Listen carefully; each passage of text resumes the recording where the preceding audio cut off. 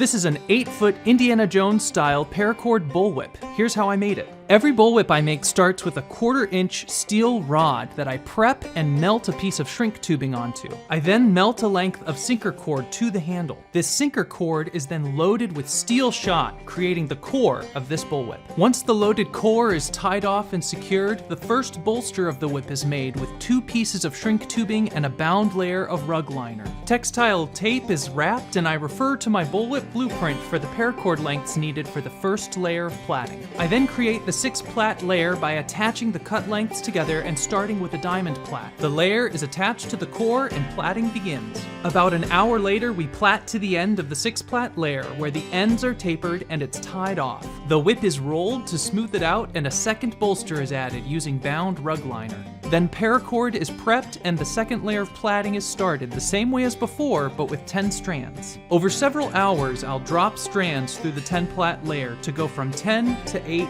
to 6 plait, where the strands are again tapered and the layer tied off. Give it a roll and the final bolster is added, this time with just artificial sinew. Now for the overlay. 16 strands of rust-colored paracord are used to create the final layer of plaiting, which has a box pattern in the handle and transitions into a herringbone pattern for the thong. Over many hours, strands are then dropped from 16 to 14 to 12, all the way down to 4 strands at the end of the whip, where a fall is made and a hitch knot is tied around it. The heel is finished off and we give it one last roll. I now braid a 3-strand wrist strap and staple it to the whip, and I use neoprene rubber to create bulges to tie the accent knots around later. I finish off the heel by epoxying a copper concho to it and hang it overnight to dry. Once the epoxy is cured, I prep the rubber and start tying the accent knots. I use a 7x6 2-pass knot on the transition and a 9x8 2-pass knot on the heel. Give it a bath and paraffin wax, and this 8-foot Indy is finished.